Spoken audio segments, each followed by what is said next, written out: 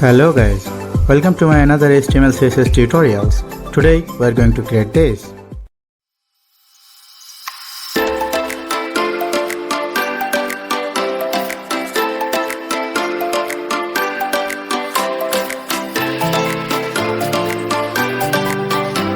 Welcome back to my another HTML CSS tutorials. তো index.html and style.css এই দুইটা folder create করার পরে আমরা লিঙ্ক আপ করে নিয়েছি। দেন আমরা ইন্ট্রো এর ভিতরে যে ওয়েবসাইটটা তৈরি করা দেখলাম সেটা আমরা যে navigation bar and text animation দিয়ে তৈরি করেছি সেই দুইটা ভিডিওর লিঙ্ক আপনার ডেসক্রিপশন বক্সে অ্যান্ড উপরের আই বাটনে ক্লিক করলেই পেয়ে যাবেন। অ্যান্ড এরপরে আমরা চলে আসি মেইন কথায়। আমরা ইমেজেসের ভিতরে আমাদের লোগোটা রাখলাম এবং আমরা যে দুইটা দিয়ে আমরা ক্রিয়েট করব ওয়েবসাইটটা। ফার্স্টে আমরা যে ন্যাভিগেশন বার সেই ন্যাভিগেশন বারটা এই যে আপনারা দেখতে পাচ্ছেন, আর আমরা যে টেক্সট লাইটিং ইফেক্টটা দিব সেটাও আমরা ওপেন করলাম।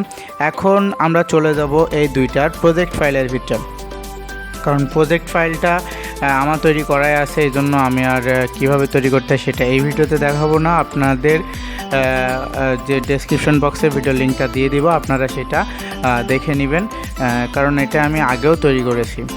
জাস্ট এইটাতে আমি ওয়েবসাইটের ভিতরে কীভাবে সেট আপ করবো সেটা জাস্ট আমি এখন দেখাবো। তো প্রথমত আমি দুইটার প্রজেক্ট ফাইল ওপেন করলাম। প্রজেক্ট ফাইল ন্যাপারের প্রজেক্ট ফাইলটা ওপেন করবো এখন। ইন্ডেক্স অ্যান্ড স্টাইল সিএসএস এই দুইটা প্রজেক্ট ফাইল ওপেন করব। তো ইন্ডেক্সটা ওপেন করলাম অ্যান্ড স্টাইল সিএসএসটা এখন ওপেন করব। দেন ওপেন করার পরে আমরা যে মূল ওয়েবসাইটে যে ফাইল সেই ফাইলটার ইন্ডেক্সের ভিতরে চলে যাব। ইন্ডেক্সের ভিতরে চলে যাওয়ার পরে ফার্স্টে আমরা বডির ভিতরে একটা ডিপ ক্রিয়েট করব। ডিপটার নাম দিব কন্ট। এরপরে আমরা যে মাস বরাবর যে ন্যাভিগেশন বার সেট আপ করবো সেইটার আইডি দিব ন্যাপ বার। তো সেকেন্ড ন্যাপ বারের পরে আমরা একটা লোগো সেট আপ করবো, সেটার জন্য আমরা ডিপ ক্রিয়েট করবো, সেই ডিপটার নাম দিব লোগো। অ্যান্ড আমরা ইমেজ এসআরসি দিয়ে আমরা পিএনজি লোগোটা সিলেক্ট করে নেব।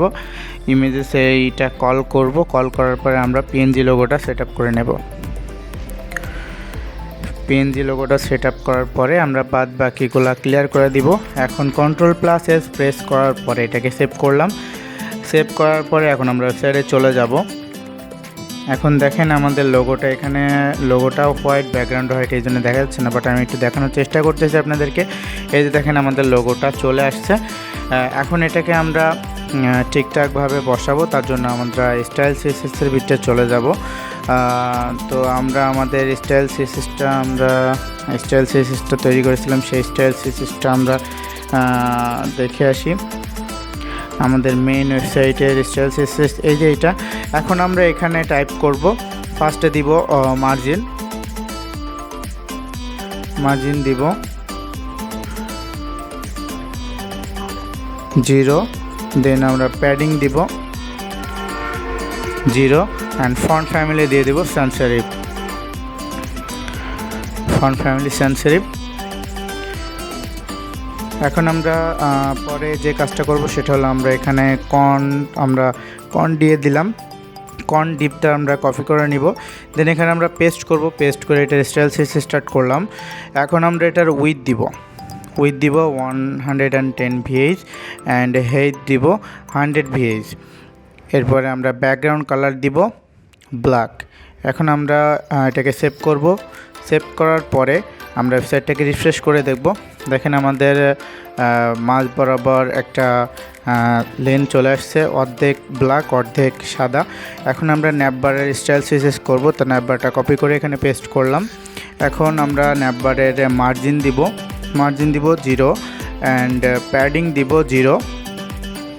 এখন এটাকে সেভ করলাম, সেভ করে ওয়েবসাইটে চলে গেলাম, বাট আমাদের এখনও কিছুই আসবে না, কারণ আমাদের এখনও ন্যাপবারটা সেট আপ করা হয় নাই।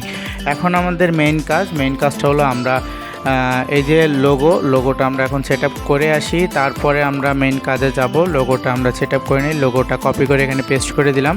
দেন আমরা ফার্স্টে দিব ফ্লেক্স বেসিস দিব 10%। দেন আমরা চলে যাব লোগো ইমেজে চলে যাওয়ার পরে আমরা মার্জিন দিব 70 পিক্সেলস অ্যান্ড নেক্সট দিব উইথ দিব 120 পিক্সেলস। নেক্সট আমরা কার্সর দিব পয়েন্টার। এখন ওয়েবসাইটটাকে রিফ্রেশ করব। এখন দেখেন আমাদের লোগোটা সঠিকভাবে ঠিকঠাক জায়গায় সেট আপ করা হয়ে গেছে। এখন আমরা মেইন কাজে চলে যাব। আমরা ন্যাভিগেশন বারের ইন্ডেক্স HTML এর ভিতরে চলে যাব। index.html এর ভিতরে চলে যাব। এখন আমরা ন্যাপ বার থেকে কপি করে নিব। এটাকে কপি করে নেওয়ার পরে জাস্ট আমরা ইমেজ অ্যাসেটসের যে ডিপটার নিচে আমরা এটাকে কপি করে দিব, পেস্ট করে দিব। পেস্ট করে দেওয়ার পরে দেখেন আমাদের ন্যাপ বারগুলো চলে আসছে। এখন এটার স্টাইল CSSটা আমাদেরকে কপি করে নিয়ে আসতে হবে। তার জন্য আমরা প্রজেক্ট ফাইলে চলে যাব। ন্যাপ বারের প্রজেক্ট ফাইল স্টাইল CSS চলে গেলাম। এখন ন্যাপ বার থেকে আমরা কপি করে নিব, উপরে বডিটুকু নিব না। এখন আমরা এখানে পেস্ট করে দেব। পেস্ট করে দেওয়ার পরে একটু কাজ আছে, কারণ আমরা এখন একটু রিফ্রেশ করে দেখে আসি।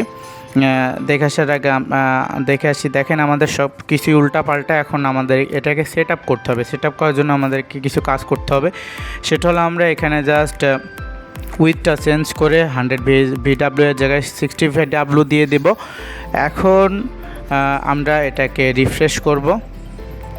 রিফ্রেশ করার পরে দেখেন আমাদের ন্যাভিগেশন বারটা ব্ল্যাক কালারের ভিতরে চলে গেছে। এখনও এটা আমরা সেট আপ করতে পারি না। এখন আমরা আবারও একটু স্টাইল CSS করতে হবে, UL এর ভিতরে চেঞ্জ করতে হবে। মার্জিন লেফট দিয়ে দিব, মার্জিনের জায়গায় মার্জিন লেফট দিব 1200 পিক্সেলস অ্যান্ড প্যাডিং দিব -10%।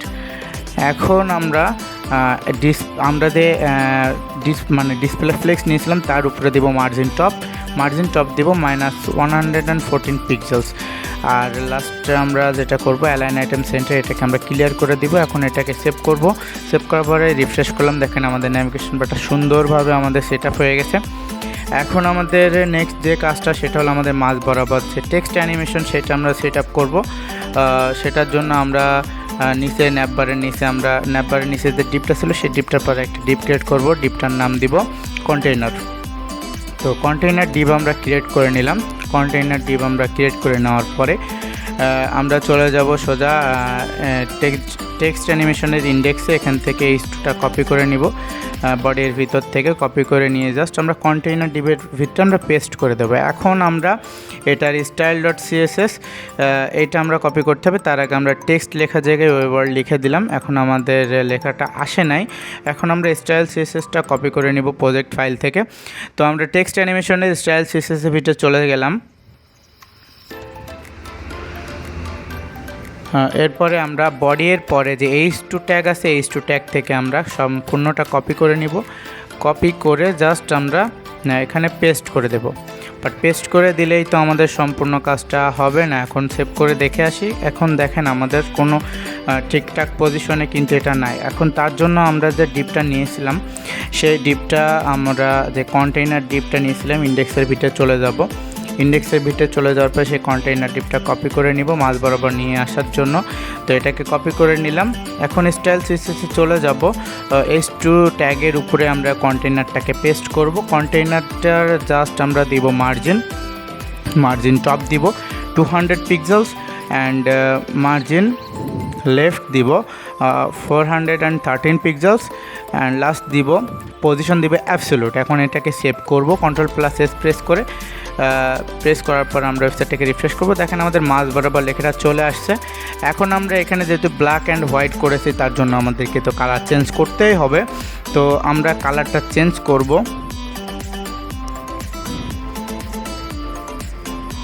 কালারটা চেঞ্জ করে দিলাম। এখন আমরা সেভ করব। এটাকে সেভ করার পরে দেখেন সরি আমরা ভুল জায়গায় কালার চেঞ্জ করেছি। H2 এর ভিতরে না, আমাদের যে কি ফ্রেমসের ভিতরে কালারটা ছিল সেটাকে আমাদেরকে চেঞ্জ করতে হবে। তো এটাকে ক্লিয়ার করে দিলাম।